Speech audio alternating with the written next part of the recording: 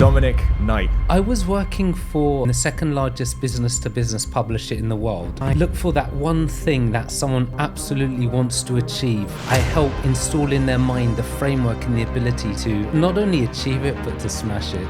You argue that identity precedes action. A couple of BMWs rode off into the sunset. Is this what you would call manifestation? And with a realization that you can become world-class at absolutely anything that you desire, then you'll break records.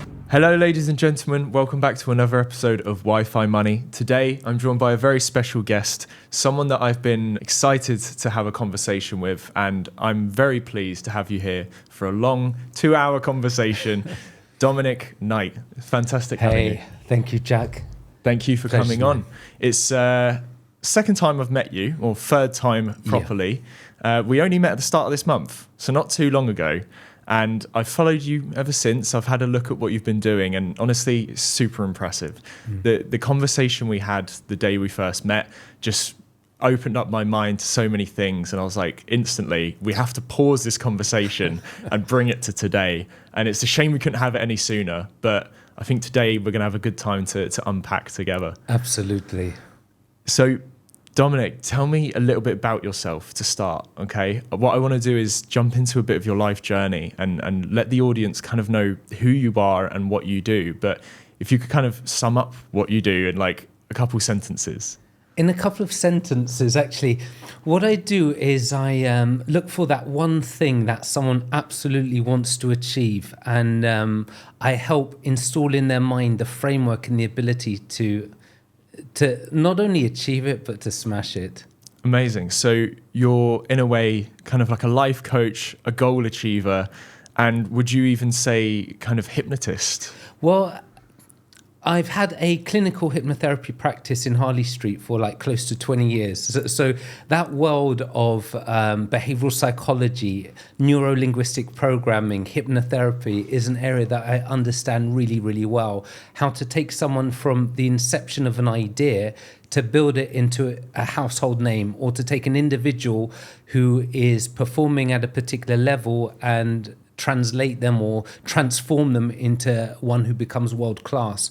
You see, if I said to you, you know, I've delivered presentations for Google or Apple, that might sound impressive, but they've got money, actually doesn't really mean much, you know. But to take someone who has an idea of something who wants to achieve something of great standing and then convert that and translate that, that's a real result. So, tell me, this is 20 years you've been doing this, so you've got a ton of experience in this. And we had a couple podcasts ago, last year, we actually had another hypnotherapist come on the podcast, or actually a hypnotist, not even the therapist part, right? Yeah.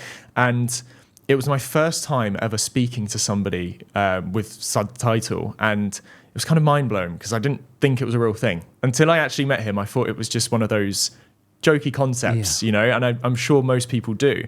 But after that podcast with him, it really opened my eyes to how it works and how the brain works, and people can actually be hypnotized. So tell me, how did you first discover hypnotism and hypnotherapy as a whole? Well, I was working for, at the time, the second largest business-to-business publisher in the world. Right, this is some time ago. This is before I was in Harley Street, and I was learning persuasion, influence skills, sales skills, and on that path, I came across conversational hypnotherapy and stuff like that, and it just sparked an interest in me. Like, could words really influence people? And it evolved really out of that. And what I discovered was it's literally the most powerful change technology in the world. It really is.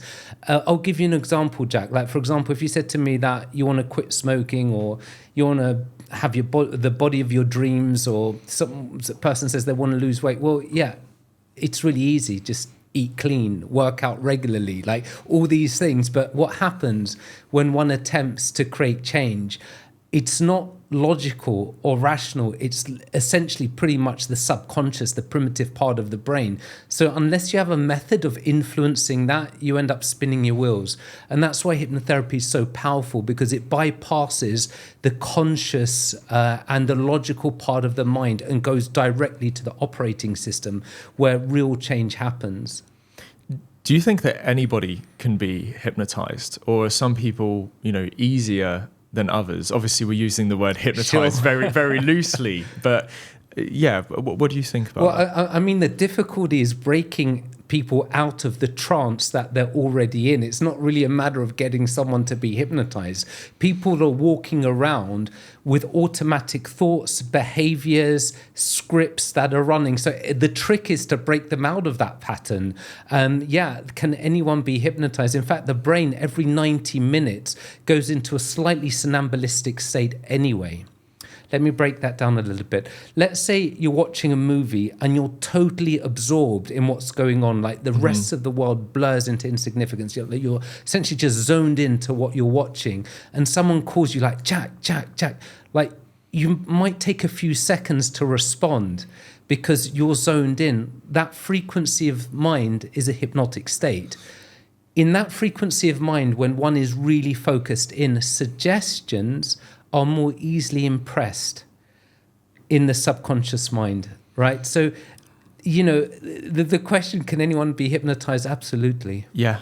Okay. I'd never thought of it that way. So, if I'm really locked in, I'm on my computer, I'm super focused, and you're saying, hey, I think the sky is red, and you say it enough times. Obviously, it's a very broad example, but maybe there's 29 floors in the building. You start telling me there's 30. I would just subconsciously kind of take that in.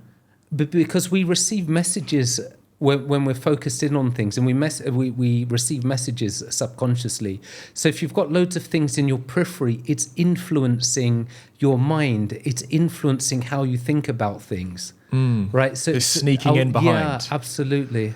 Okay, this is actually what Marcel told us last time, and he was trying to. If anybody's watched the podcast, have you? I've watched some of it. Okay, yeah. So he did attempt like a hypnotism on me and Sam, and he did say to me, he was like, "This isn't like I'd need a lot more time." And in that moment, I'll be quite honest, I thought, "Yeah, all right, I'm sure you would," but looking at it now, it makes complete sense, because what he did was he was trying to get me to stop smoking cigarettes. Yeah. Okay, I was like, right, I need a cigarette after this, and he was like, no. He was like, we're gonna do this thing, and I'll be honest, it was about 3 minutes. He probably 2 minutes, 3 minutes, and the whole idea was to confuse my mind, right? To try and confuse me, and then he was slipping in comments and suggestions about how I should perceive the cigarettes. Yeah, and I wasn't very focused on anything else. Like you said, I wasn't distracted by something. I wasn't in that zone, but it still kind of got to me, Yeah. I think he said, every time you put this in your mouth, you're going to picture raw chicken covered in dirt, and you're putting that in your mouth. And that stuck with me for like months. Every time I'd, oh no. Even when I was drunk some nights, like, oh no, I don't want raw chicken. Like, it did stick with me. So how do you get into that trance state? Is there a way that, at home I could sit down and say, I'm going to get myself into this kind of... Well, if you're doing something like that at home, actually quite easily, if you focus on one point to the exclusion of anything else for a long enough period of time, your mind the conscious mind starts to zone out, you see. But the example that you're giving, it shows how quick change takes place. If we're working with something and it's taking a long time, it probably won't work, because the brain doesn't operate that way. It operates with speed. So sometimes the mere suggestion, like for example, the suggestion of the cigarette and raw chicken and dirt, it was enough to stimulate an image in your mind and an association. So then you're drunk and you're about to have a cigarette, but then the image was appearing in the mind, the novelty, the repulsion, all that aspect of it just shows how quickly suggestions can affect the human mind. Very Very interesting. I'm now trying to think of the correlation, and excuse me if I sound ignorant, but is this similar to lucid dreaming? Being in that kind of trance state as you're falling asleep. I've never really dived into the whole lucid dreaming thing, but I've heard about you need to be in the right state of mind, like the right trance as you fall asleep. It's a somnambulistic state. That there's a point just before you fall asleep where the mind is more amenable to suggestion, like you're not quite sure if you're asleep or you're awake. Again, that's a certain frequency of the brain. Now, it's not necessary for the mind to be in that state in order to elicit human change, right? But it's helpful. And there are prime moments, like first thing in the morning or last thing at night, where the mind is more receptive to human change. But I'm working on something quite interesting at the moment. I'm part of a research team that are looking at the prime moments to create change in the human mind.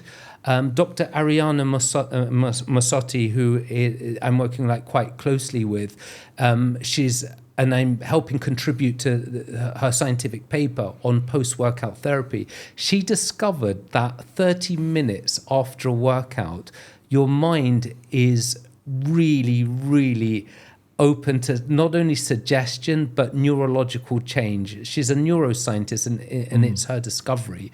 But there are peak moments where you can literally hack the brain. Think of it this way. If you have a really good workout, and what do you do straight after the workout? You'll have a post-workout drink, you'll have protein, or if it's an endurance, you might take a carbohydrate drink to replenish the muscles. But what happens, the mind, after a workout, it's open, right? It's like taking a protein drink for the mind. Interesting. So I'm thinking about that now. Some of the best decisions I've made, in work or anything, have come from the days where I've worked out and then jumped straight into things. Like maybe I've worked out, jumped straight into a call, or even when I've decided to stop smoking cigarettes, and it's been like right after a workout, I'm like, oh, normally I'd have a cigarette, but those are the moments where I've decided not to. So are you saying that that's basically impacted from there on more? There's a key moment. You see, there's key moments to create human change, or to create change at the subconscious level, and that's one of them. Now, my last question on this before we move on is, if I'm actually now aware of this, does that make me less susceptible to change? Well, I would say, look, you'll be more deliberate about the suggestions you allow in your mind. Mm-hmm. Or right after a workout, if you really want to visualize something, or you want to impress change in the mind, you'll do that. And like last thing at night and first thing in the morning, those type of moments, or moments where you're zoning out, then you start to insert the ideas of how you want to be. But if I'm consciously aware, that when I zone out, that's when I'm more susceptible. Okay, will that reroute me to thinking like, okay, now I'm susceptible? Okay, without getting overly technical, think of it this way, right? It's almost like, have you ever been really dwelling upon something you've wanted? Yeah, that's it, right? You dwell on that thing. You immerse yourself. It keeps popping up. Yeah, you immerse yourself in that idea of that thing that you want to experience or you want to be. It's like dwelling on that in the present moment. That's what it's all about. Even though you may think, well, I'm visualizing at this moment. Yeah, you've just got an awareness of that. But that becomes a moment to really to dive deeply with your visualization. Amazing. So if I want to really bring something into my life, if I want to bring in a change, I need to dwell on it as often as possible, so that when one of these opportunities pop up, these susceptible moments, I'm dwelling on it, even subconsciously. Exactly, yeah. You can do those things as a deliberate practice as well, but if you're doing something repetitively enough, it becomes unconscious, so those ideas will start to appear anyway. Is this what you would call manifestation? We could put it that way in those terms, manifestation. From all the years that I've been practicing what I've been practicing and the people that I've worked with, you'll find knowingly or unknowingly that the whole area of manifestation, if someone's created results out of the ordinary, extraordinary results, you'll realize that they've been using that process of dwelling on that thing, having an absolute sense of certainty, present moment awareness, knowingness of not only, well, I want to have this thing, they're taking ownership of that thing in the present moment. I think the literature out there now and all the information about manifestation, it's essentially people, scripting a process of what has already been occurring and bringing it to people's awareness. And then then if one wants to create a practice of it, they kind of understand there's a blueprint to make these things work.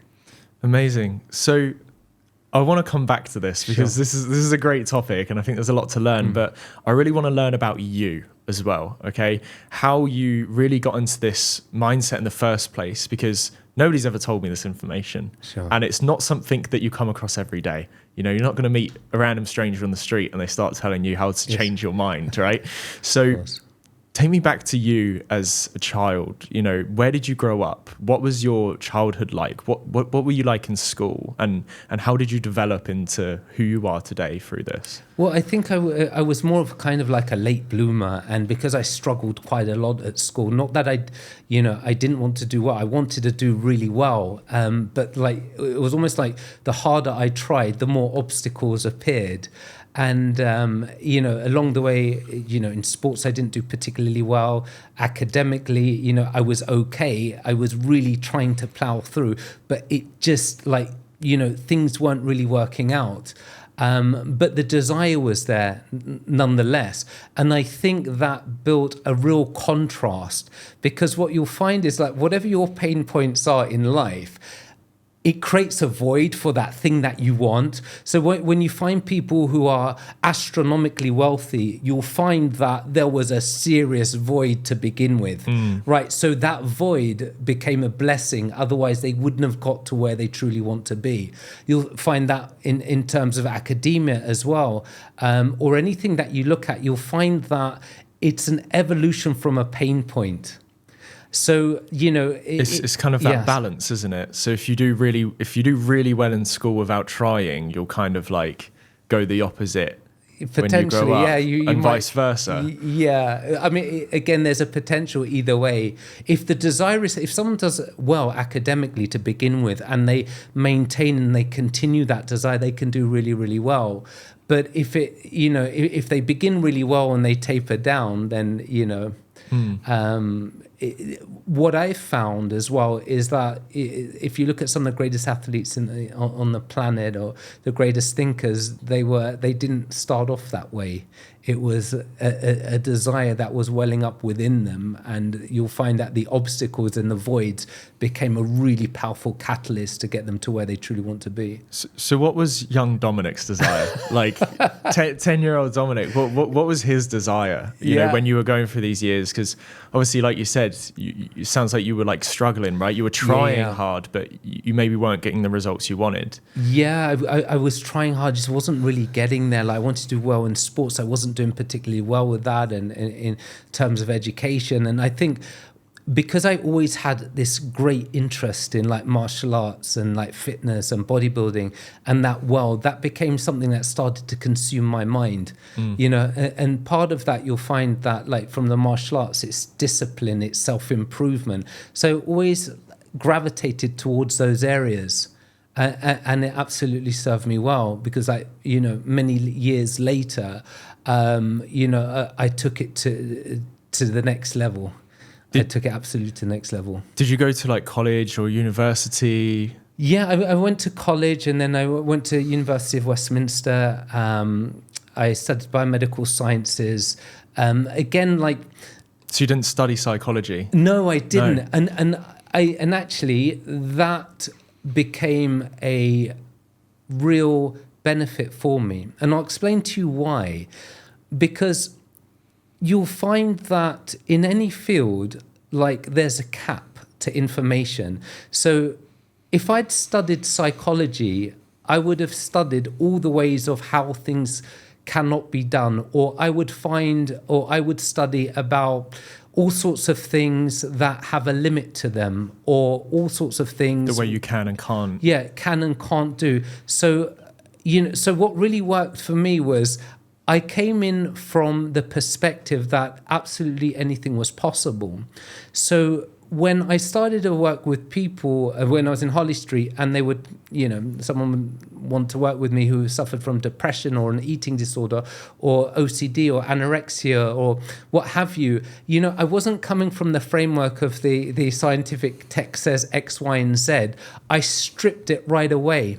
So if someone said to me they were, they had a phobia, I would say, look, let's get rid of the labels. Or someone said they're depressed or OCD, look, let's not use any labels here. What's going on with you?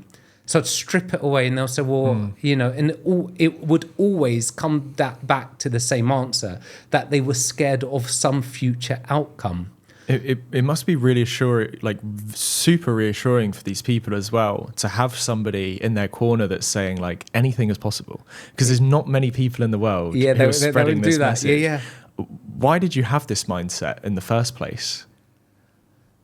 Okay, yeah. Again, that's an interesting one. It evolved, and from a lot of reading and observation. I read the book Think and Grow Rich by Napoleon Hill, and a few, and quite a few others. Actually, close to 2,000 books to date I'd read.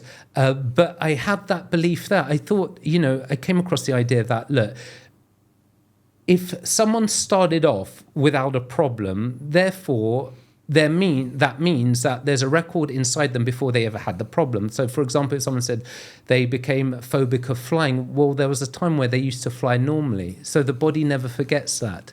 So neurologically, they're capable of going back to how they were. And then if someone said, well, they're afraid of something, I took it from the perspective of, well, you can overcome a fear. There's no permanency. Who said that? So I would question and quiz things. Earlier on, I'd mentioned to you that I was in corporate sales. I realized that I could persuade people out of their problems. I could debate with them and completely neutralize their arguments. So if someone was trying to debate with me about, they've got this problem, they've had it for X amount of time, I would challenge those ideas. I'd say, well, yeah, but it's not impossible. Right? If someone said to me, well, I can't quit smoking. Well, if someone gave you £1 million, could you stop there and then?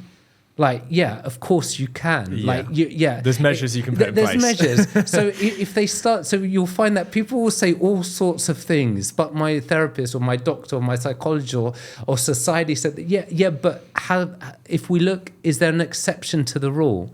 Has any human being ever overcome that? And you'll find yes. How old were you when you kind of came up with this conclusion that anything is possible?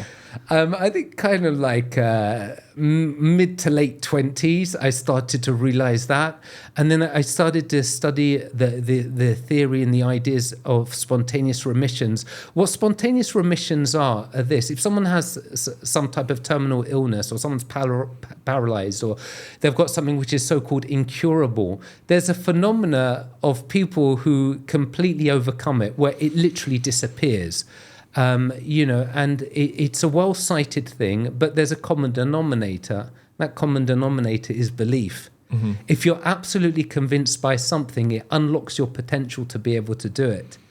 So if I convince a person out of their problems, but not lying to them, I'm giving them absolute facts, right? So if they're saying to me something like, but I've been told that I can't, by a fortune teller, it's not according to who. Who's got the permission to tell you such thing? Who's got the permission to tell you that? You see, and I would challenge those ideas to the point that I would have the person convince me of their belief that they can absolutely do it. I would literally reverse it around. It would take a little bit of time, a few minutes, but I'd get them to convince me that they can absolutely do it. I'd start asking, why do you believe it's possible that you can change? Convince me. And then if they say, well, I don't, then I'd start challenging that until I get them to a place of absolute pure certainty. What happened after you finished university? Did you graduate? I didn't go right through to graduation. I stopped university the second year into my degree. Nice. I dropped out as well. Okay, fantastic. Yeah. Drop out, proud drop out. So why did you drop out? Oh, why? I really got so bored, and I couldn't really see the. I was essentially at that time, I was in the current of doing things because people were doing that, and that was what I thought was expected of me, or that I may be able to get into a profession that makes me some sort of money by doing that. But it wasn't my natural inclination, you see. It wasn't the thing that I felt really excited about. And that's when I got into corporate sales. And from there, when I started to study about self-improvement, I started to study hypnotherapy, neuro-linguistic programming. The job was short-lived, but it really worked out at that time because I translated that into what I do today. Did you have that job when you dropped out, or did you? No, I dropped out and then just was applying for different jobs. Seeing what you could do. Yeah, and then it was like medical device development, and then I'm learning all these, persuasion skills and bringing buyers and sellers together. And we were only allowed to pitch CEOs of companies, so it would take like a lot. Several weeks to months, but the deals would make a fair amount of money. But again, in hindsight, when I look back at that time, I was learning some really, really powerful persuasion skills. So when I studied hypnotherapy, clinical hypnotherapy, NLP, all those things, and fused them together, when I started working with individuals that came to me with all sorts of elaborate labels of different problems and myriads of different problems that they had, it was very, very you were easy. Used to the problem solving. Yeah, I could resolve it very quickly. It's very interesting. I'm glad we touched on the university topic because I felt like I personally kind of got like just roped into university. I remember, so I don't know if any of the viewers even know this, but I grew up in France and then I moved to England for college, just before university. And I remember one day it was like near the end of college and the teacher was like, has everybody put their applications in? And there was the name of the application. I was like, what is that? And he was like, you haven't done it. And I was like, no. He was like, well, how are you going to go to uni? I was like, oh, am I? Oh God, I haven't thought about this. So he just set me up. He said, at lunchtime, you're going to go with this lady. She's going to do your application with you and you're going to go to university. I was like, amazing, cool. And I remember sitting there and she was like, so what do you want to do? And I was like, I don't know. And she was like, well, what do you like? And I was like, well, I like music. I play the guitar and stuff. She was like, okay, well, look, there's this music university. You can do this course. And similar to you, I had the mindset of, I went for the music production. Yeah. The only reason why was because all the other options wouldn't make money. On the back of it, it was like music performance. And I was like, what do I need a degree in guitar for? What am I going to do with that? So I picked music production on the basis that I would make money from it. And in that first year, I finished the year, completed it, and said, I'm never doing that again. I'm leaving. I'm out. You're just going to do it. Yeah. I've always thought, up until now, genuinely up until now, I've always thought, why did I bother with that? Why did I do it? But now I'm very glad I did. I'm very glad I went to university. I'm very glad I did that first year because it made me completely rethink what I wanted from my life and what I wanted to do. Like you said, after I left and I didn't really have an idea, but I just started doing things. I was like, I want to do anything. Yeah. But that. Exactly, I was doing every job possible and then somehow led to where I am today. But without that, I wouldn't be here. Exactly. It's by that contrast. And there was, it just, again, that brings me onto the thing of like natural inclinations. Like you can succeed at the things that you like, that you dwell upon. But if you're attempting to do something that just doesn't feel right or just isn't right for you, it just doesn't go anywhere. But that contrast birthed what you're doing today. So how long did you do the corporate sales for? Not too long. I had quite a few things going on at the time. My son and daughter were really small. They were tiny at that time, and distractions, not quite knowing what to do. But it all evolved. It all evolved from that. You see, it all evolved from that. And then leaving that job, how did you get into your hypnotherapy practice? Yeah, it's an interesting one because I pretty much at the time, the job was going downhill, like towards the end of my role. And a friend had given me the book Think and Grow Rich.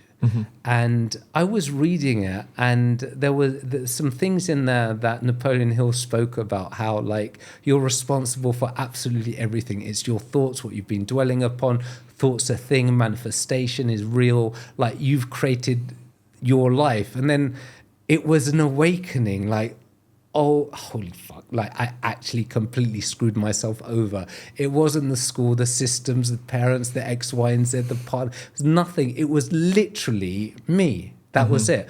And that's where the awakening came, because I realized, well, if I could create such a chaos and catastrophe within my own life, that I could create something absolutely incredible and remarkable. You know, so, yeah, so post that job, I put a goal together for a certain amount of money that I wanted to earn every single week. You know, I put a few things down. Like I wanted to have a house, a car, and Well, you've got a family at this point, right? yeah. Well, I've got two children, and yeah. So I put all these things together of what I wanted without knowing or not having any plan whatsoever, and within 6 months, things started to change. Like what suddenly happened was I started earning more in like 1 week than I had the entire year. And it was just like within 18 months, I had a house, a couple of BMWs and what have you, rode off into the sunset. But here's the thing. It's not so much, well, what did I do like to get to where that was? It started with the thought. It started with the dwelling. It started with the connection. You wanted the change. Yeah, I wanted the change. And then I studied with Paul McKenna and Dr. Richard Bandler. And during that time, it just like, it opened my eyes even more to the whole world of human potential and personal change. So, yeah, I opened a practice in Harley Street.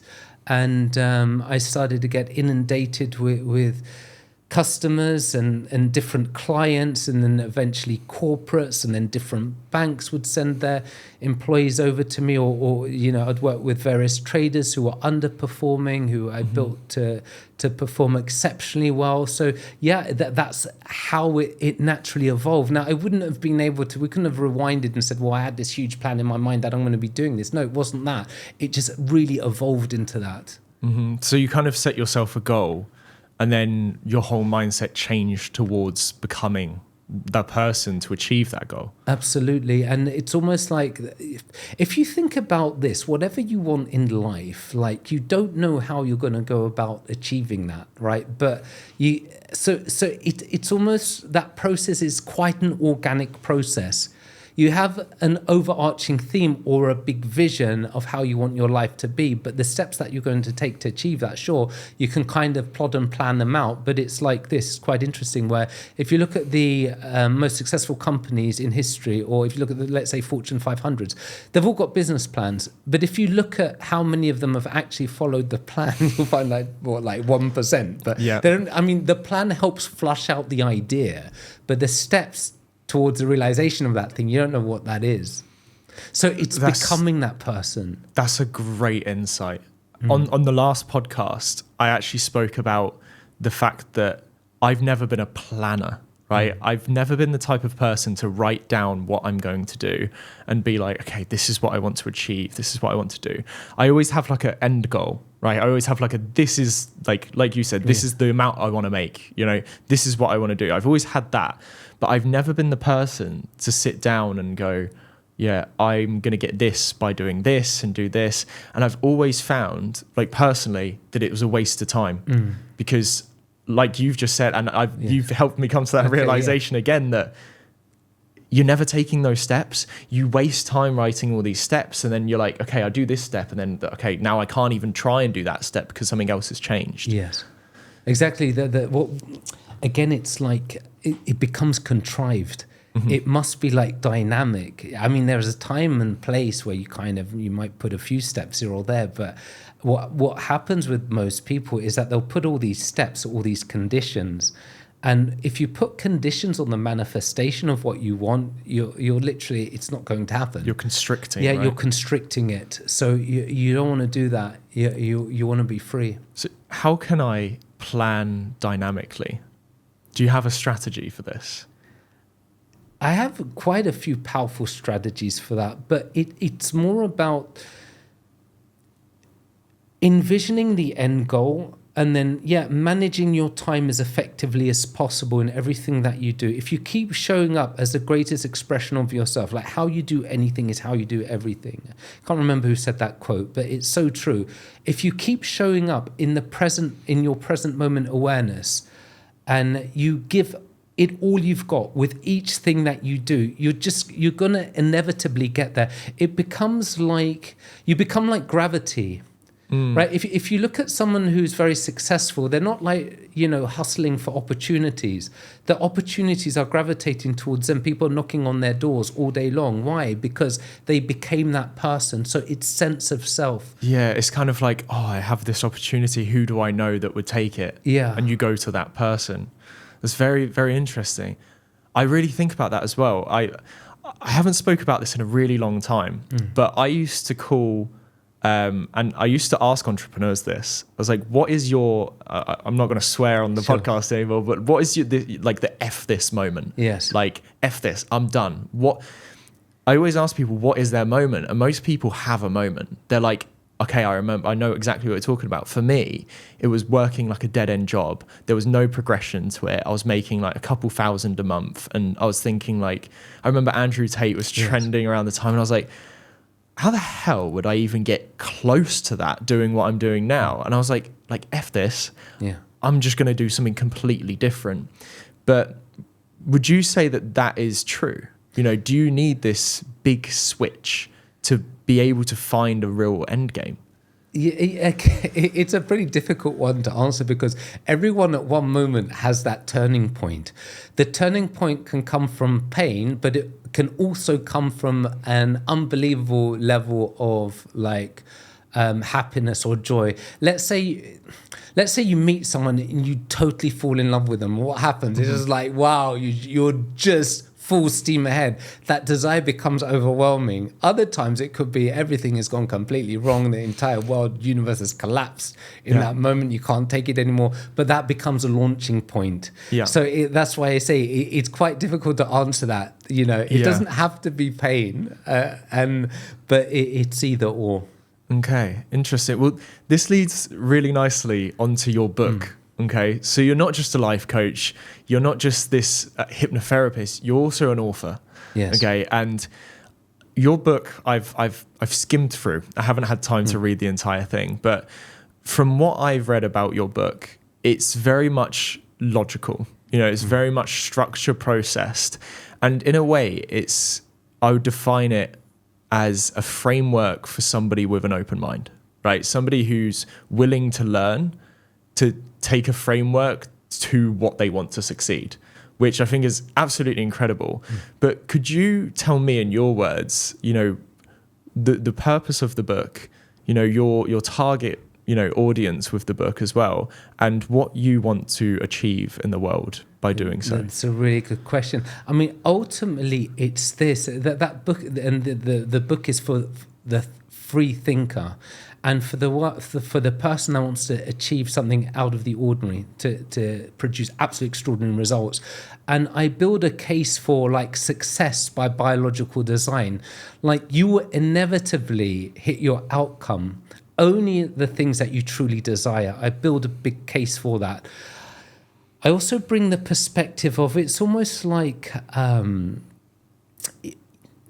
there's a book called A Hero with a Thousand Faces by Joseph Campbell, who was he was a great philosopher, and he was the philosophy professor, I believe, of George Lucas, who wrote the Star Wars movies, which absolutely influenced the Star Wars movies. But he speaks about a hero with a thousand faces as, if you read about any, even you can read about Christ or Muhammad or Buddha, you can look at different religions or the Rocky story, or, you'll find the same story, right? You find an individual that was going through life, all sorts of turmoils and difficulties were happening, but they had a dream and they broke through in spite of that. And, you know, irrespective of the good or bad opinions of the rest of the world, they're able to produce the outcome. That's why he called the book A Hero with a Thousand Faces. So it's almost like we walk through life and we can achieve absolutely anything we want. However, it's only in the areas that we have a natural inclination towards. And there's a scientific explanation for that. If you're doing something that you absolutely love, what happens is the frontal lobe of the brain lights up. What that is, your genius faculties are switched on, in full gear. Is this what the frontal lobe is? Yeah. Okay. So if you look at, let's say, for example, the likes of Einstein, like if you gave him a task of something that he found mind-numbingly boring, that he had zero interest in, there's no genius faculties being activated there, right? Mozart, you give him something that he has no interest in, is not a genius in that area. But if you give someone something that they dwell upon, like naturally, it's not contrived, they want to do it. They reflect. Yeah. Now, the only thing that gets in the way is their belief system. If they start buying into the idea that they can't achieve a certain thing, that's not objectively true. What happens is they cap their progress. But if you unlock that belief within the individual that they absolutely can do that thing that they want, then, you know, it's smooth sailing. So this is great. I've always heard about the frontal lobe, and I've never really understood what it is. Obviously, I've heard we develop it in middle of our 20s. Is that right? Yeah, the mid-20s. That's when our rations really develops. That's why you'll find, there's a slight caveat here, but you'll find like teenagers are all over the place. But it's not like, well, they haven't learned. A lot of it is biology. Mm-hmm. So around the age of between 25 to 30, that's when the ration really starts to develop and hone in. So when I'm like working and I'm in like my flow state and I'm really like doing what I'm good at, I'm really just using my frontal lobe. It's pure activation. Yeah, it's genius faculties being activated at that time. Now, if you do something that you have no interest in, that you don't want to do, that you find boring and then you don't like, then you're activating the more of the primitive parts of the brain, the anxiety centers, and you know, you're not doing particularly well, but that not that there's anything wrong with you, it's just like you're not geared for that thing that you have no interest in. We're going on a bit of a tangent, but sure. How would you say this like coincides with people with like ADHD and things like this? Because often what you see is they excel at like a handful of things, and then the rest of they can't even try and pay attention to, right? Well, that's why I think there's a real gift in that. You'll find people who do things exceptionally well. Again, it just becomes an illustration that we're not designed to do things that we have no interest in, right? So if we look at ADHD, like you'll find that person will probably have an attention surplus for things that they find enjoyable. You'll probably find they'll have a photographic, audiographic memory for things that they're really excited about. So let's say you took someone who was raised on a council estate, who's absolutely obsessed by football, who has ADHD, but they literally live and breathe football. If you start asking them about the history of their team, they'll know it, right? There's no like, well, deficit or they can't watch that game. They've got no. They have know. a surplus. Yeah. They know the ins and outs better than anyone. Now, if you took someone with no interest in football and you try and get them to academically study the greatest matches and what made this player so great, they're not going to. Yeah, it'll be okay, but they're not going to be able to outwit that let's say even a teenager who absolutely loves football. Is there a way, because this is again a bit of a side note, but I often look at parents with their children, right? And they typically want them to like a certain thing, right? Like you said, football. Yeah. It might be the dad loves football. He's like, I want my son to love football. It might be the mum with, I don't know, piano or horse riding, whatever it is. Is there kind of a correlation or maybe something that people can do or shouldn't do that does influence, you know, their children or others on their interests? Well, I think, you know, our perception impacts how people behave around us, and the perception of the parent absolutely affects that child. And also it's, you know, again, being a parent myself, you have to ensure that you allow your child or children to flourish in the areas that they naturally incline towards. Because if you try and enforce them to do something that you think that they should do, it's just, yeah, they can do well, but they're not going to do it to a world-class level, you see, or they're going to struggle with that thing, or, you know.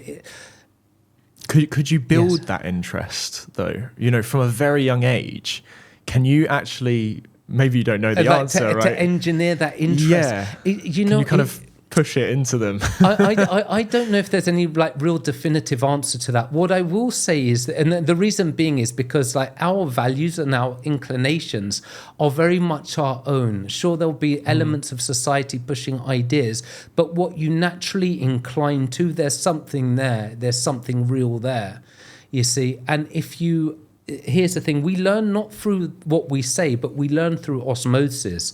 So by you being your very best and showing up for yourself, then the people around you will start to, you know, they'll start to adopt those qualities as well. So if the parent is disciplined and they eat really well and they're focused, you know, it's very unlikely that their child will be an absolute slob with no interest, no dedication. Yeah. But the opposite is true. If the parent is a complete whatever slob and that child is brought up in that environment, they may polarize against it and become the opposite, or they may adopt that. But I think the safest thing is by being your very best, you set a standard and you set a natural expectancy, but without verbalizing it. Right, because we learn through osmosis, we learn from the people around us, we learn from our communities. We just kind of like, you know, it's more of the unspoken in a way. Absolutely, we're caught in that current. Very nice. Let's go back to your book. Sure. Because we went a bit off tangent. So tell me about it. So why did you decide to write this book in the first place? What I realized was that there was no book that worked with the developing the character of the individual to become the person that is entitled to those things, or those things will occur for them, or they'll be able to produce that outcome. Like if you think you want an outcome, but you must become that person that can produce that result. It's like a lag, right? Yeah, like a delay. It's a lag, it's a delay, but you must first become that person. It's all to do with personality and who you are. Then the results will start to naturally follow. Like it's almost like you can't fake push-ups. You have to do, or you can't fake strength. You have to develop that. Now you have to develop things within yourself to be able to produce the outcomes and the results you want. So, for example, let's say that, you know, I've decided that I want to make a change in my life. You know, maybe I've been doing the same stuff for the last couple of years, and I've decided enough is enough. I want to have some change. Yes. If I was to go in, for example, with your book. But let's just say that I don't have the confidence. You know, I can see the things I want, right? Maybe I want a nice car, I want a house, etc. Maybe I don't have that confidence. How can I instill that confidence in myself? Well, first of all, I mean, I posed this question in the book, and what I'm doing with this question is to strip away anything in the human mind that may restrict you from following what you truly want. So if I said to you, look, if suddenly someone gave you £100 million, right? And you amazing. Amazing, I'm right? so happy. you have all the qualifications in the world, all the contacts in the world. They'll open absolutely any door for you. You have all the qualifications, anything you want. What will you do? Now, there's no barrier to entry. With my 100 million. Yeah, 100 million, all the qualifications, all the contacts. Now, there's no barrier to entry anymore. That's what allows you to realize, well, actually, I would do this. So if someone says, well, I'd be traveling or this or that, or I'll be starting a foundation. Okay, then that's what you want to do. We've got it. I love that. Yeah, so it's just stripping away the conditions, because people impose these conditions. So strip away all the conditions. What is it? What do you want? Let's get to that. And then you'll find yourself, well, I want to do this. And then you'll find the person will say, yeah, but I don't think I've got it within me, or I don't believe I can do that. Then we strip away the self-limiting beliefs and the ideas, which are actually false ideas. You've got me thinking now, what would I do? And I have no idea.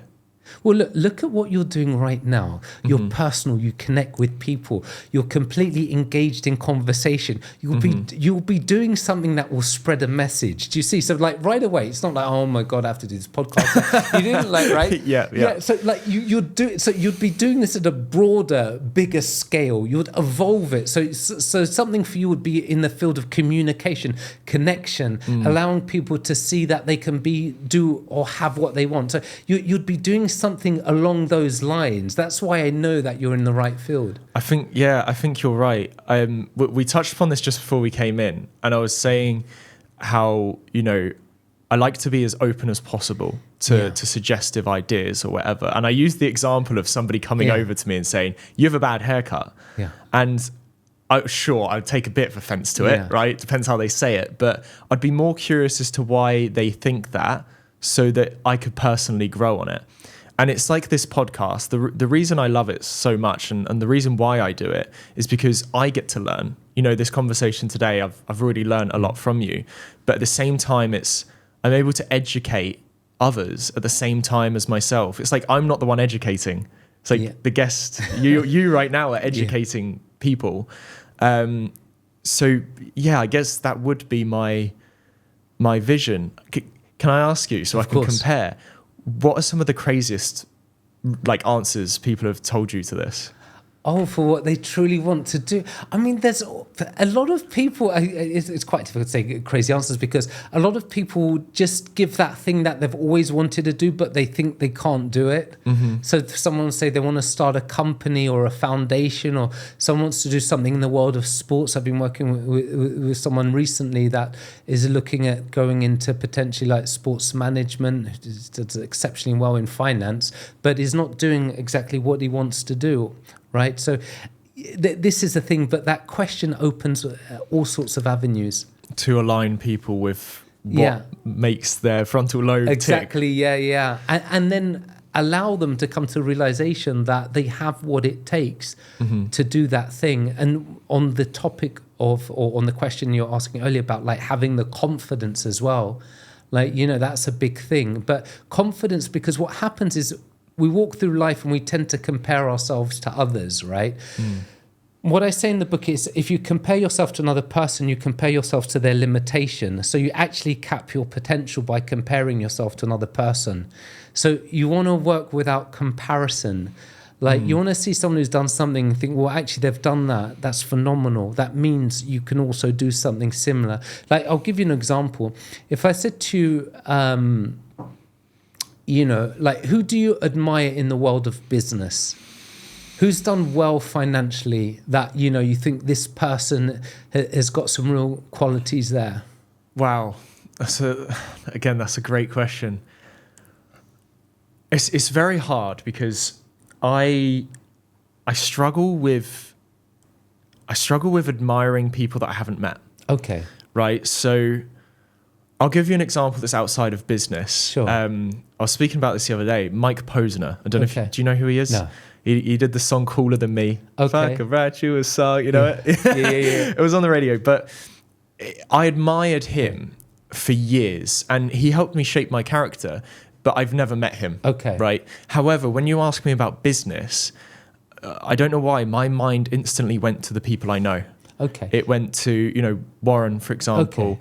Okay. One of the first people to pop up was Adam Nasir. I don't know if you know who he is. No. I've not had a podcast with him yet. He's on the list. If he sees it, he's on the list. But he popped up to mind as well. But again, I don't really know his story. Okay. And I wouldn't know why. Well, let me ask you a question.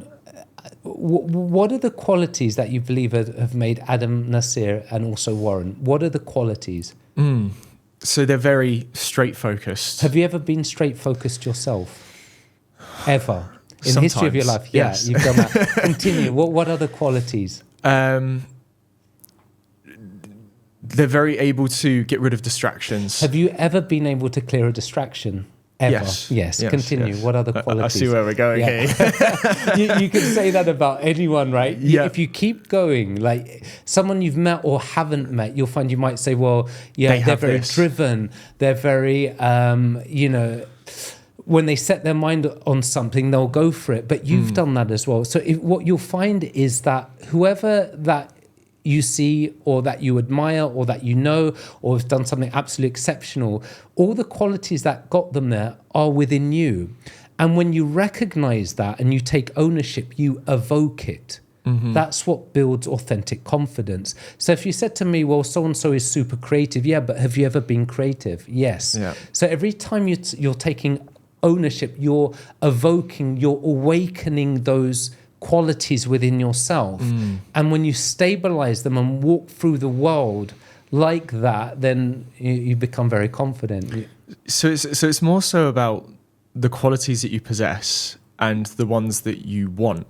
But the ones that you want, you actually already have. So if if you said to me, well, so-and-so is very driven, yeah, but you've been driven in your life. If you say, well, but they're more driven, no, but you've been driven. So every time you're taking ownership, you're awakening that side of you, like nothing is missing.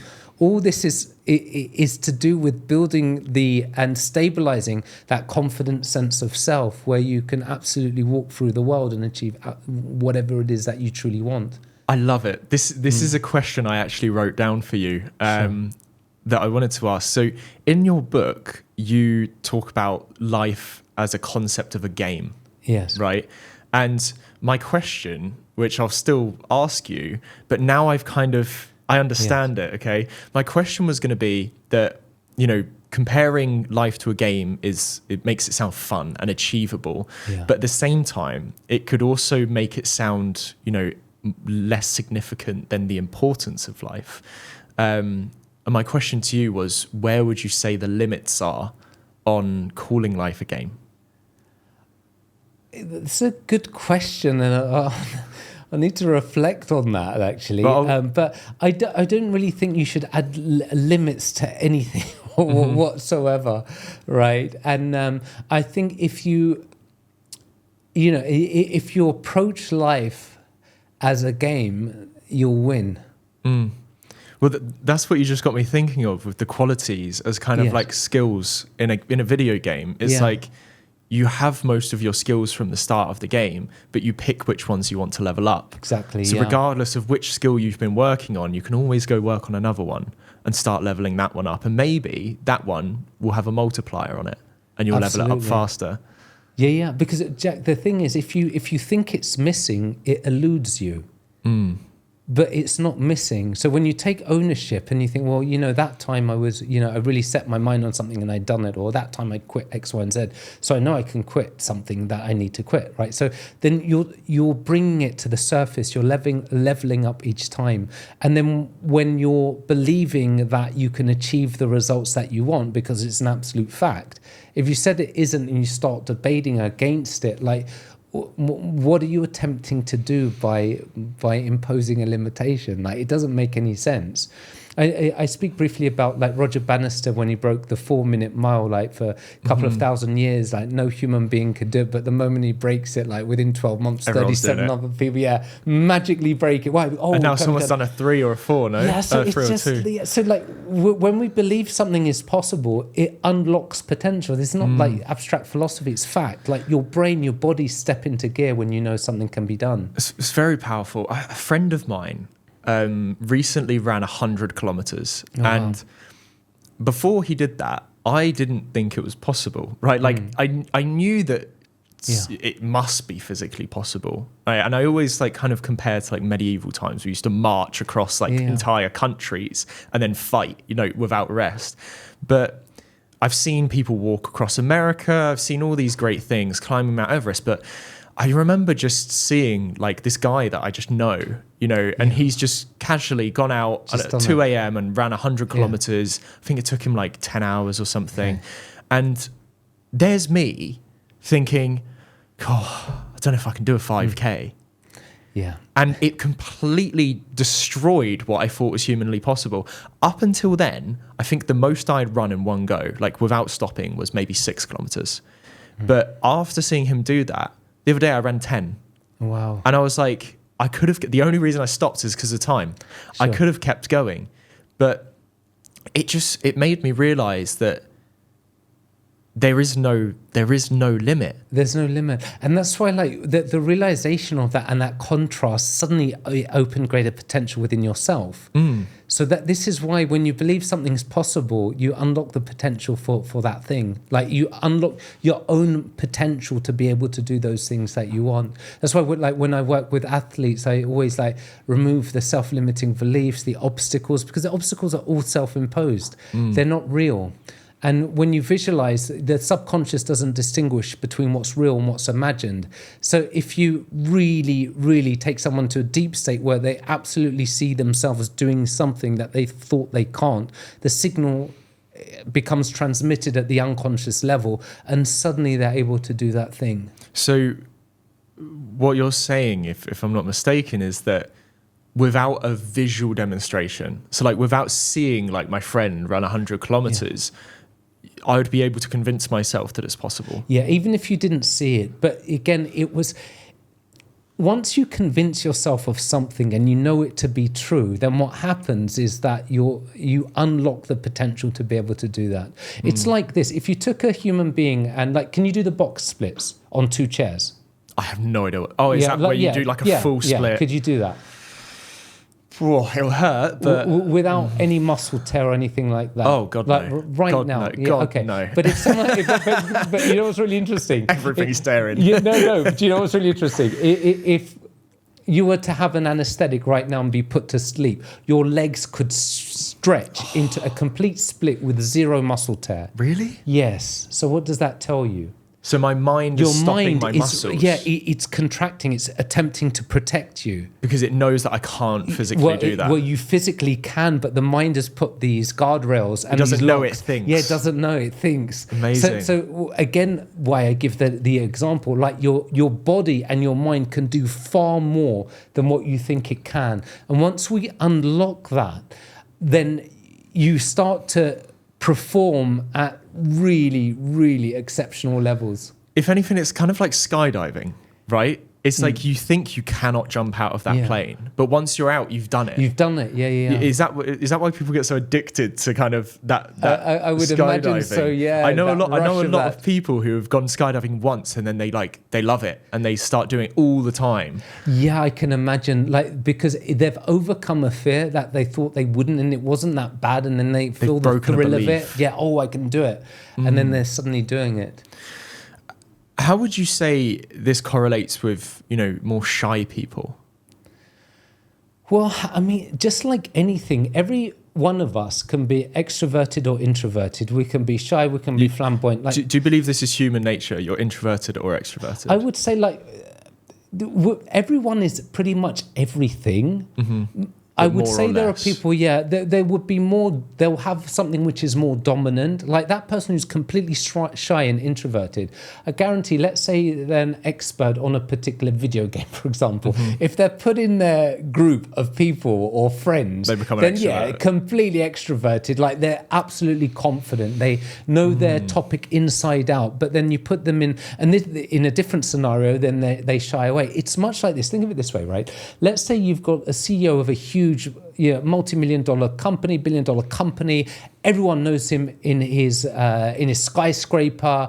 He's like literally the Don, most incredible. They literally worship the guy. And then you stick that same CEO in a nightclub where he knows no one, and no one knows him whatsoever. Now, here's the thing. If the confidence is authentic and real, it's not dependent on that title or wealth. That person can walk through the world carrying that level of confidence. It doesn't matter where it is. They can walk through that world. That's authentic. That's real confidence. If it's suddenly, no one knows me here, so I want to buy a few bottles and try and get people to see that I'm something, that's not real confidence. It's more of like a subjective borrowed. That's confidence. Borrowed. They're trying to bridge off of something. Yeah. So you want to be in a place where wherever you are, irrespective of that, who you're around or what's going on, like you're in your power. right? You know who you are. And again, it's just like you can admire what people have done and you can respect that, but you're not pedestalizing it. You're not putting it above you or below you. Or if someone's just like living off of the street and they're a drug addict and alcoholic, you're not putting that person below you. That's where they're at in life. If someone's doing exceptionally well, that's where they're at. It doesn't determine where you're at. You're not elevating or minimizing any human being.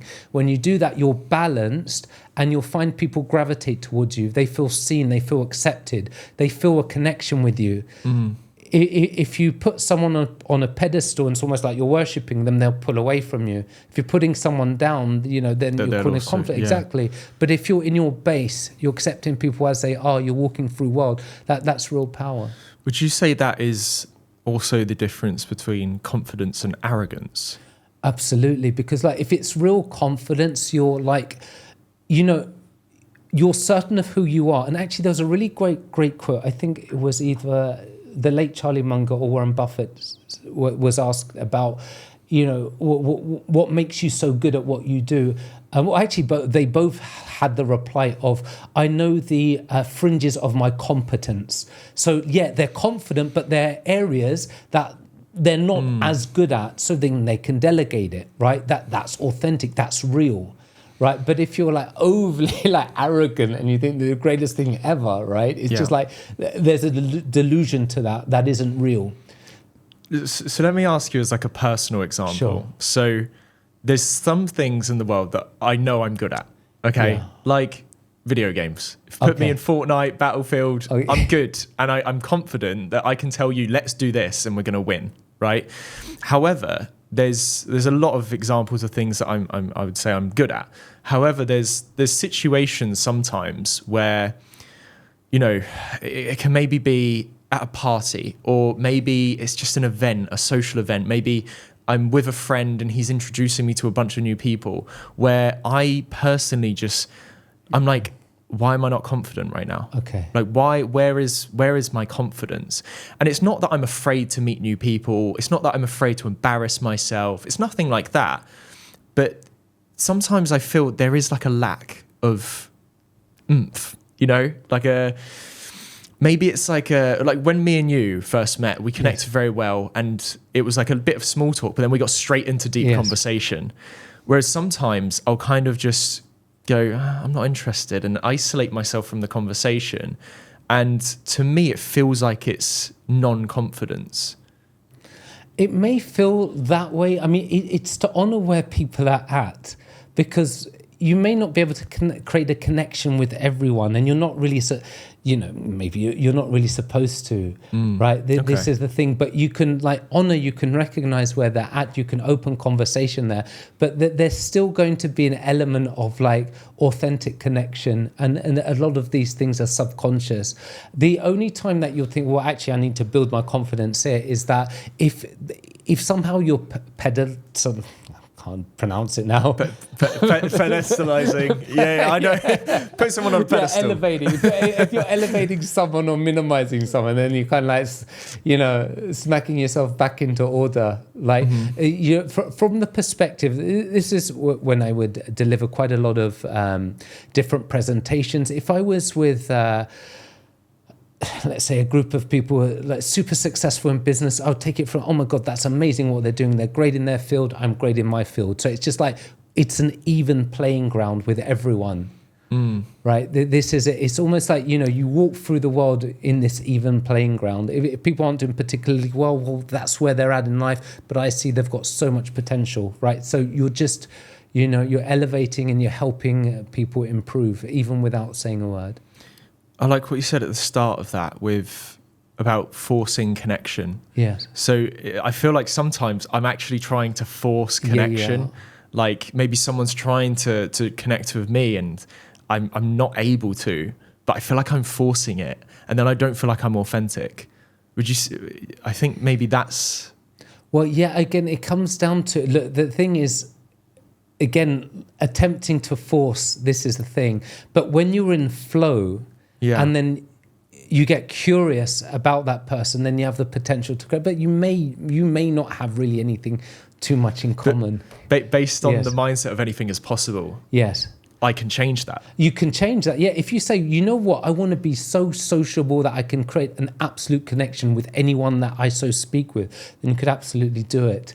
Then but here's the thing, you would remove the importance from the whole exercise, so you'd get into flow. Let me give you an example, right? Have you ever played a game of like pool or snooker and you're trying to force a ball in? Yeah. Right, it's not going to go in, right? But when you're in flow, it just happens. It just taps in. Yeah. So if your mindset is, I'm going to create a connection, I'm going to get really curious, but irrespective of the outcome, you're not attaching importance to it, you're not forcing it, then you're more likely to create a connection.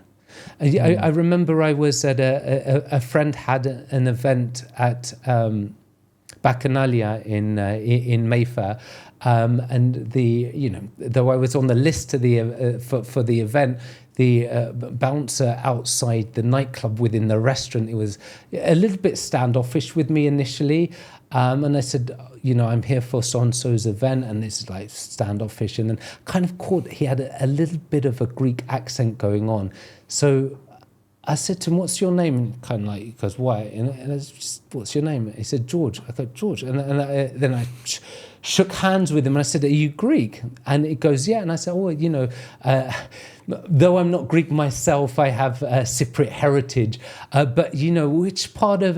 Because then he said it was Cypriot, Greek Cypriot. Which part? And then we created this great friendship, and you just can't come here anytime. Literally became my best friend. So connected. So, yeah, connected. But here's the thing. If the initial impulse was this person's being rude to me, and then I suddenly become standoffish, look, I'm on the list, let me in, or this or that. Now, I realize he's probably there with so many people who are quite pretentious, who are going there, who are demanding things, who are just seeing them as a door. So no wonder that he was so defensive against me, right? So I saw beyond that mask. Yeah. And I was able to create a connection. I wasn't doing it to manipulate because I just want to go and see my friends, just kind of like genuinely create a connection with this guy, right? Yeah. I don't know if that answers your question. No, that absolutely answers my question.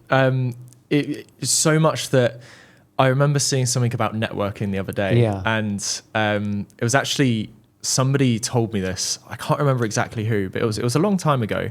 They told me that the secret to networking, and they gave me like a formula. And like I tried it a couple of times. I was like, this doesn't work. And the formula was basically introduce, like say hello, shake hand, and then find out one thing about the person and ask about that thing. That was their advice. It was like, find one thing about the person, maybe, the fact that they have a Greek accent, and then latch onto that and just be curious about it. That's what they didn't say be curious. They said keep asking about the thing. Yeah. But your aspect there was different. It was be curious, be open-minded about people without having a goal behind it. Yeah, there was no agenda. It wasn't let me get to know this guy. You weren't trying to network. Yeah, it was just like, it was a genuine thing, right? Just seeing for people how they are. And a layer which is deeper than all of that is like, when you carry yourself authentically, right, it's just, it becomes like a real stealth confidence. And because the example I gave you there, I could see what was going on without taking things personally. You see? And I think so I could see what was going on, you see? So here's the thing, as opposed to creating a reaction and this and that, like I responded, I was able to observe, right? So I think it's more to do with observation. And I mean there are techniques and there are words and there are conversational postulates and questions that you can use that can create connections with people, absolutely, but it's still the base of that has to be authentic. Well, amazing you've gone back to the book, because enough about me. I want to ask you some more questions about your book. I've written down a couple of questions, and I'd like to kind of, I mean, they're quite complex, to be honest. Sure. So we'll give you a second if you need. But so my first question is about responsibility. Okay, so you place total responsibility on the individual, right? And I agree with this. You should always take accountability. Yes. But where would you say you draw the line between personal responsibility and legitimate external constraints without falling into denial of reality? That's a very good question. What I will say is that whenever you give one absolute pure responsibility, that power's within them. Like, you're empowering that person. If you're saying it's the external circumstances, then you create a potential of disempowerment. So if it's someone's like gender or race or religion or X, Y, and Z, or their family was too wealthy or not wealthy enough, it's just like you create a disempowerment. But if you say, look, this is your life, you can achieve what you want, you're actually empowering that person. And I wouldn't say it's in denial. I would say it's more like an acknowledgement of a truth. Like, if you look at, let's say, Coco Chanel, for example, like on paper, she shouldn't have been able to create what she created. If you look at her history or a background, or background or this or that, but it was almost like delusional to the rest of the world. Like, I'm going to be this, I'm going to do this. We could say millions of people have the ideas of doing this, but they're not applying themselves fully. If the quality of your attention and intention and intent, and you're paying the price and you're embodying that state of consciousness, then the success is inevitable. Do you think that some people, maybe you've experienced this, I'm sure over 20 years, you've definitely actually encountered this, of, when you tell somebody that they are accountable for everything that's happened in their life, do some people just break down and say, well, I'm a failure. Like, everything I've done has failed, and therefore I'm a failure. Well, what I do, look, here's the thing. With whatever's happened in someone's life, there's always two sides. There's a positive and there's a negative. So if someone talks about a bad experience in the past, I will ask them, for example, I had a family once brought their daughter to work with me, who'd been suffering from, she'd been bullied at school and she had all sorts of problems. She was really upset about that. She'd been bullied. And then, I posed the question and acknowledged that was painful and it was absolutely wrong. But how have you profited? What was good about having gone through something that unpleasant? Well, nothing. But she had actually started her own organization, right, to help other children who had been in similar situations. She'd raised a lot of money. She'd even got mentioned in Parliament. And I said, look, is that bad? No, right? So we're not dismissing the unpleasant, right? But we're also acknowledging the opposite side. Like, let's say someone got betrayed, right? Okay, that's really bad, but maybe they've set up boundaries or they're better at selecting the right partner for the future, right? So you've got something unpleasant, but then you've derived a good from the unpleasant experience. When you do that, you neutralize the emotional charge. So when someone says they've been through something or they see something as a limitation, then I'll say, well, what's the benefit of that? How can you profit from that? Like, what's good about that? It's a very challenging question. So it's more so about the frame and not so much like just saying to somebody, everything you've done is your fault. It's more so like getting them to understand what they've learned and all the good things that they've taken from the bad. Exactly. Well, look, let's look at the example of like Steve Jobs, right? He builds this huge, phenomenal company, and then Apple, and then he gets fired from his company. So I didn't know this. Yeah, okay. So he gets fired from Apple. And he's this brilliant quote. I don't even know how that happens. But he got fired from his own company, his own empire that he built. And then he turns around and he said, look, they can fire me from my own company, but they can't stop me doing what I love. And then the next 10 years, he went on to build Pixar, the iPhones, the iPads, right?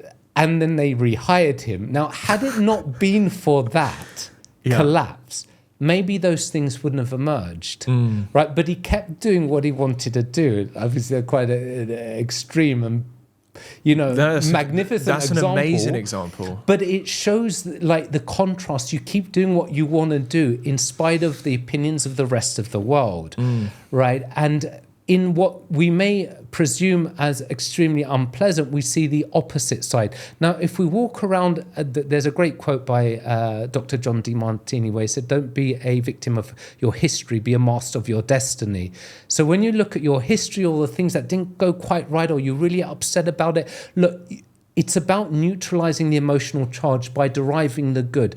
You know, someone says, well, their relationship broke down and this and that, and their partner left them, but they have a child. Yeah, but that was a successful relationship. You have a child, right? That's it. What do you want to say, right? Yeah. So you can't. And if they say that the relationship was completely miserable, yeah, but then aren't you happy that lessons. it's over? Yeah, but aren't you happy that you can now you're enjoy? Not, exactly, yeah, like literally. So you'll find people will relate all sorts of things that have occurred that they're upset about, but when you present them with the truth, because I'm not putting a positive spin, I'm giving them a realistic recognition that, look, you can't have an up without a down or an in without an out, or a positive without a negative. So when you see the negative and you start deriving and showing them the good, then what does it do? It neutralizes the emotional charge which had been holding them back.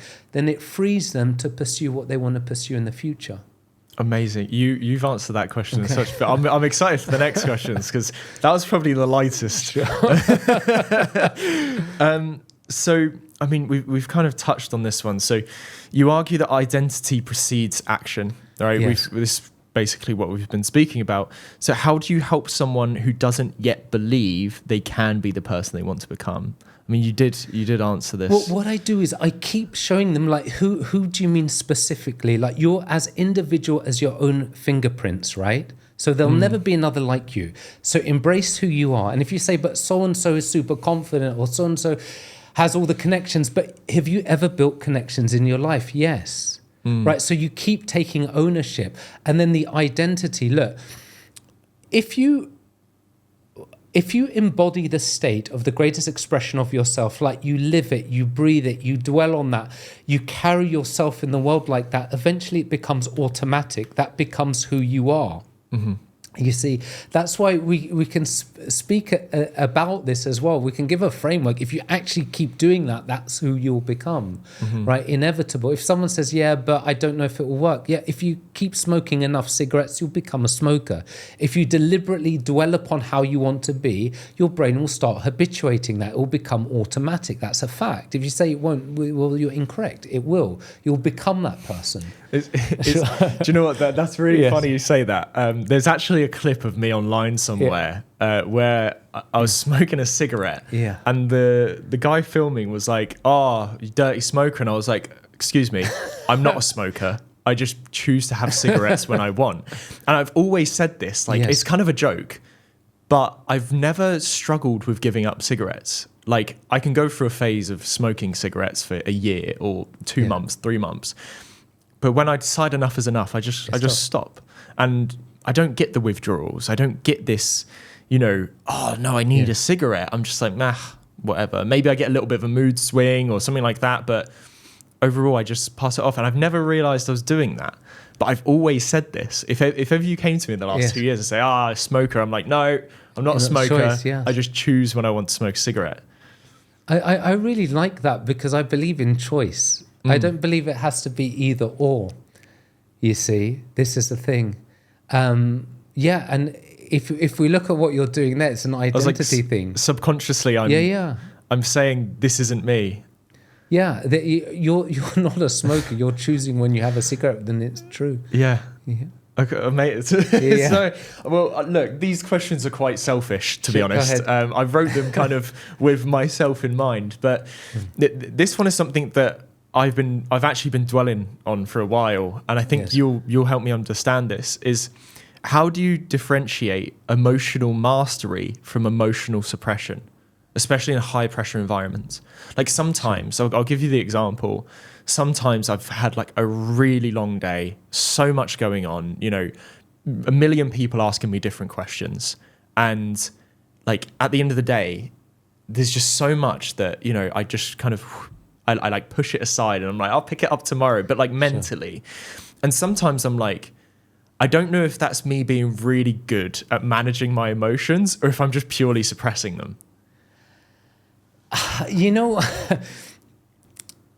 we only have so many thoughts per day, right? And we can only take so much stimulus in 24 hours. So again, it comes down to recognizing like how authentic you are and how truthful you are to yourself in that moment. Maybe you are suppressing the emotion, but maybe you're not, because your resilience is higher at different times of the day. If you've eaten, if you're well rested, the resilience to deal with things is different at different times. That's why people will fall into bad habits, like, later on during the day or early into the evening when they're a little bit tired. That's when things... They have that sweet snack. Kind of like... then there's an opportunity for those vices to sneak in. But if you realize that, then, you're not fooling yourself. You realize what's going on, and then you can take charge. But yeah, there's a time where you can process things, or you may have had like too many things going on at that time. Well, at what point would it become just suppression then? Because, like, I'll give you the example. Like, my phone never stops. Yeah. Today, I'm going out to buy a work phone. Sure. I've actually made this decision last night. I was like, I'm getting a second phone because I can't separate my thoughts. Every time I look at my phone, there's 20 unread messages. And then I'll like reply to a few. And then 20 minutes later, there's another 10. And it's all random, different things. But... for example, my girlfriend might ask me a question and I'll be like, I can't answer this right now. Yeah. Like, let me get back to you on it. Yeah. But then, I wake up the next day and, the avalanche is still going, where it's just never ending. So... Yeah. What I would say, and sorry to interrupt you, but you're doing the right thing by getting another phone. You're compartmentalizing those things and you're organizing those things. I'm trying to put it into blocks. Yeah, because the mind, each time something occurs, we open a window in the mind. That's why you're getting an overload of things. I wouldn't say so much, particularly in your case, that you're suppressing anything. It's more to do with an overload of information. I can give you an example here. Like, take people a couple of 100 years ago. Let's say they're working in a mill and they're constructing different garments and clothes, and like when they start the day, what happens is they have all their machinery on there. They have let's say their thread and their needles and that. Yeah. Now, if you walk over once everything is prepared and you throw the table, right, it's going to take forever to start putting everything back together. Yeah. Like the human mind's like that as well. So if you open one window and then suddenly someone gives you another window, like it takes time to jump in there. And then if you need to jump back, then what happens is like it's mental exertion to get back to the starting It's point. like the ledge inside is harder to get back through than... Exactly. So this is why I was saying that, like, we have different file cabinets in the mind. That's why if you have your work phone separate and you start organizing things, it could be more to do with an organization thing than repression. Would you say that kind of metaphor I've just said is quite correct, where, let's say like this is your baseline and you have a window someone presents and you jump through it, and then let's say the floor's here, and then somebody presents another one and you jump through and it's a bit lower, and then to get back through you start struggling 100%, jumping through to get back to your original where there was another window you were meant to go through. Yes, that's why, like, we the term, like, I'm trying to think of the term now, where people are multifaceted. Yes, but we can't multitask. Yeah, especially men. Yeah. Especially men. Like we can do one thing at a time. Yeah. Right. So, and that's what deserves focus. And even if you look at exceptional entrepreneurs, let's say like Elon Musk, you can say multiple business. No, but he's delegating. Yeah. You see, he's like, if you see what he's doing, there'll probably time where allocated to study, but essentially he's delegating. That it's pretty much one thing at a time. You can say with a million things going on, but it's very, very focused on each thing. So would you say I would become a lot more efficient if I was to really just, select which windows I'm jumping through and jump back to my original before going to the next 100%, yeah. Okay. Because otherwise the windows are all open, right? Yeah. It's almost like if you opened all the windows on your laptop and then it slows down the speed. Yeah. The human mind is quite similar. That was an amazing analogy. That really put it into perspective. Like I said, I'm being really selfish with these questions, but This is another really interesting one for you. So would you say that this book is for everyone, or would you say it's explicitly for a certain psychological profile?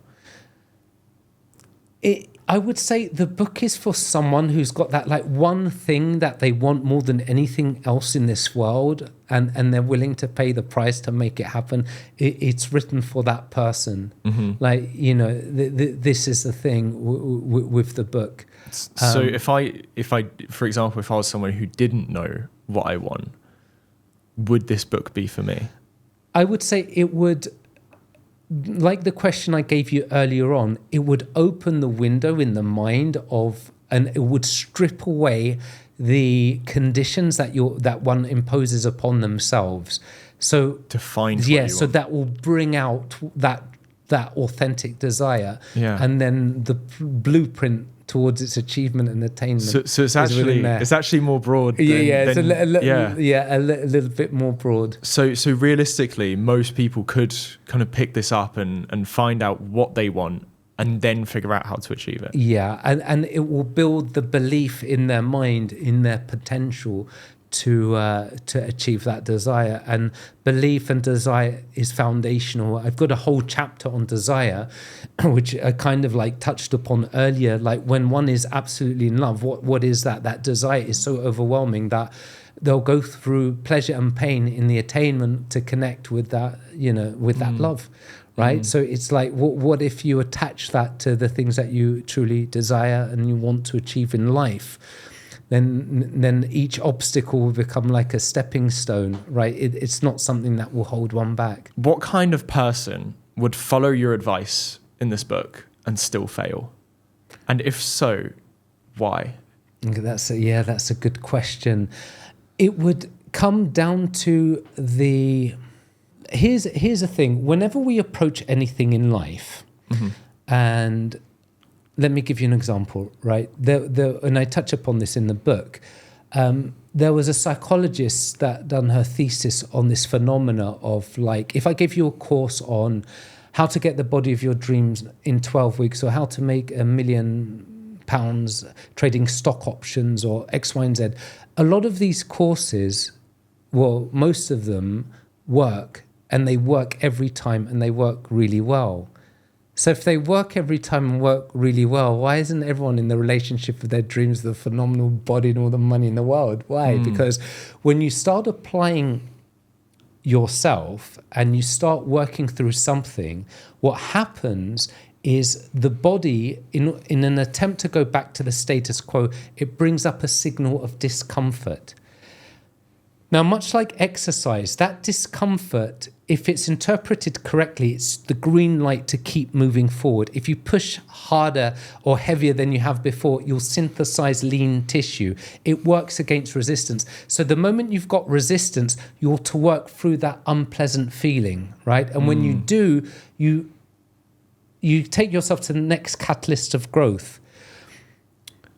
Why it wouldn't work is when a person's faced with something uncomfortable, if they start shying away from it, or they're bringing up excuses, or they're not working through that discomfort, then they're not going to get through to the finish line. And it's their own excuses. If they truly apply themselves, like knowingly, and they recognize that, and recognize along the way, like life is a trajectory, like going up, like there'll be moments of dips, moments of unpleasantness, moments of doubt, but you keep navigating around that, then you'll get to the shores of paradise. I completely, that was such a good answer. It's making me rethink a lot of the things that I've done in the past or said to myself when I've been either learning something or trying something. Like, I'll give you an example. I've always wanted to compete in a martial art, right? Whether it be, kickboxing or boxing itself. But like, I tell myself I'm too tired all the time. Like, all the time, I'm so tired. I tell myself, I don't have the energy, or I don't have the time. And I make these excuses for myself. But, Fabian was on the podcast with me, and he kind of laughed at me and was like, well, make the time. Like, do it. And if you're tired, just do it anyway. And I guess it's literally the same answer you've given me here. is the people that are going to fail when they read your book and try to apply it are the people that just come up with excuses, right? Well, look, it's always, look, here's the thing. It's recognizing, look, let's say that you want to go into a swimming pool, right? You put your toe in and it's really cold and like, okay, it's uncomfortable. What happens once you've immersed yourself in there?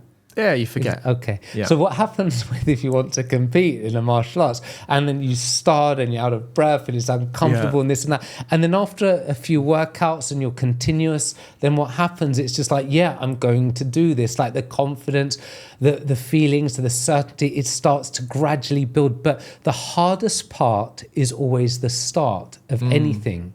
Taking that first step. Yeah, it's the first step is the hardest. I would say it's not even the first step, it's actually diving in, right? Diving in, first step, diving in. But it's the hardest. But when you get into a routine of doing it, you don't want to miss it. If you kept working out, like, you know, a number of times a week and then someone calls you up to do something, you don't want to do it, you know, you don't want to miss your workout, right? Because you just got into routine. But if you're not working out already and then you've got something on and then you'll put it off. But so I would say more than anything, it's kind of getting into a routine of that and recognizing that discomfort, those doubts, it's universal. We all share it. And when you recognize that, you think, well, actually, that's just my mind doing that. That isn't a flaw within me. I'm making excuses. Everyone's mind does that. But if you keep doing it, then you get into the groove of it. Just like, let's say, someone learning to play an instrument or a piano or learning to drive. Yeah, it's all difficult at first, but what happens if you keep doing it? There was a professor by the name of Andres Ericsson where the idea, he was the guy behind the idea of 10,000 hours. That if you do anything for 10,000 hours, you can gain mastery. It became quite a popular idea. And, you know, he was referred to as the expert of experts, right? So he studied... He spent 10,000 hours learning. To prove it, right? Yeah. But yeah, he looked at all the Mozarts, the Einsteins, to look at the whole thing of human genius, and he found that it didn't really exist. It was just someone who was absolutely obsessed and absorbed by something and practiced deliberately and for a certain number of hours, and they became very, very good at it. Just like you said, you enjoy video games, right? Now, I'm not a genius, but yeah, maybe I'm an expert or master level. Yeah, but if you gave someone who'd never played video games before that controller and you told them to do it, doesn't matter, as naturally gifted as they are on the planet, they're not getting anywhere on that game. If they spend enough time deliberately in immersion and they become obsessed by what's going to happen, they're going to become world class. Much better. Yeah. Let's say they're absolutely obsessed over it. They fall in love with it. They live it. They breathe it. They're going to get so good. Now, if you say, well, they won't. Yeah, but they actually will. Yeah. Right. You see, so it's at first it will be difficult, but you do it long enough. And with a realization that you can become world-class at absolutely anything that you desire, as in the desire is authentic to you, that natural inclination is there, then you'll break records. Amazing. We've got 10 minutes left. Sure. I've got two more questions for you. Yeah. So you talk about leadership starting internally, right? Yes. So at what point does internal mastery need to give way to external systems and structure? Well, I mean, internal leadership is the most difficult thing in the world. That's why so many people can give advice, but they say they struggle with their own advice, right? Why? Because to lead yourself. So when you lead yourself and you get used to making a decision on something and absolutely being able to follow it through no matter what, then you're developing the leadership muscles within yourself. But please, can you repeat the question? Yeah, so it's about so at what point does internal mastery need to give way to external systems and structure? Okay, external systems and structure. I will bring it back down to the quote I said to you earlier of knowing the fringes of your competency. So the structure is like, if you're leading, then you'll also learn to delegate, but you'll be consistent with who you are. You'll be consistent with your decisions. You'll be inspiring others. And in doing so, you'll produce people who are leaders in their own field, right? So even if you're leading, but you have people who are helping you along the way, and leaders and experts in their own areas as well. Okay. So at some point, you kind of have to listen to the other people's internal mastery as well. Yeah, and this is where the whole delegation thing comes in. If someone does something exceptionally well, let's say they're a phenomenal sound engineer or really great behind the camera, then yeah, sure, you can learn all these skills, but it's better to delegate to them, and then unify the vision. So the real leadership will. A number of years ago, a friend of mine started a company in Manchester. Inside of 2 years, I was working with the sales staff. They became the fastest growing tech company in the whole of Europe. But what I was doing, when he was a founder, he introduced me to his managing director, CEO, and I said to him, look, what I'm going to do with the sales staff, I'm going to have them all completely aligned with the vision of the company, and the company's going to absolutely explode. And he goes, can you really do that? And I said, watch me. So what I'd done with the sales staff was I started to elicit what their values were, what they wanted to achieve out of life, what their strengths were, and I linked it to the success of the company. So the success of the company meant that was a bridge to help them get what they want out of life. And in doing so, the company flourished. How did you do this? Was it like one-to-one? Can you give me like an example? Because this is something that I would love to do in my company, for example. But I look at it as like, if I was an employee and my boss came to me and was like, these are my values and this is what I want you to align with. No, it's not going to work. Yeah. It won't work. The way I done it was this. Okay, we done group sessions, but also individually. I was finding out about each person, like, what were their values, what were they after. Maybe one wanted to propose to his girlfriend and one wanted a holiday. One was in debt, one wanted to make more money, one wanted the significance of a title, one wanted to start their own company. So then I would say, if someone's... for example, one of the employees said, well, in the future, I want to start my own thing. I said to him, well, think of it this way. Like, you're working for this company, right? You're liaising with some of the highest entrepreneurs, founders in the country, as well as worldwide. You're developing relationships, you're developing skills, you're learning to communicate at the highest level. I think that will really serve you in the future if you want to start your own business, won't it? Now, suddenly, he's invested in that because he's recognizing it's serving his purpose. Think of it this way. It's like a selfish thing. Yeah, because everyone is like that. Yeah. So then they see the link. If I said to you, look, can you be inspired to flip hamburgers at McDonald's? No, I've just bored out of my brain. But if you think, well, actually, McDonald's is a Fortune 10 company, right? If you go there and then with the intent of learning systems, they're the biggest soft drink distributor, or one of the biggest soft drink distributors, toy distributors in the world. Yeah. So if you go there and they're paying you and you're flipping hamburgers and you're learning like systems. So you're going there with a plan and you're learning all of this. Suddenly you're inspired learning customer service and flipping hamburgers, right? Do you see? So then you're linking it to the person's values. Yeah, so you're taking exactly what they want and then you're bringing it into... And you're bridging it. Like, how will it serve you? What will it do? I like it because it's not like a way of forcing it on somebody where you're saying like, these are our values and you need to do this, you need to work harder, you need to do this. It isn't. You're linking it to them, then they're inspired with that vision. Then they're working as a community. And then also part of what I was doing with them as well, I was saying to them, because the company was quite new as well, I said, look, essentially, like, this is your baby, you want this to win, you're part of the growth. Like, imagine what that will say in the future. Right, you're instrumental. Every single person in that company is instrumental towards that growth. Like, you're part of this thing. So it just works. It works exceptionally well. I'm going to try this out. If my staff are watching, they know what I'm doing now. But I think under the radar. Just under the radar. But I think this will work really well. I'm going to try it, and I'll actually get back to you, and I'll let you know how this does. And here's the thing: you're genuinely looking for how it will serve them, right? So essentially, everyone wins. I do this often where I do like the first half, but I don't actually associate it with how that can actually, make them want to work harder. Like, when we bring on new staff, I always have an interview with them and I ask them what their goals are, who they are outside of work, what they get up to. Like, work, I actually don't care about their CV.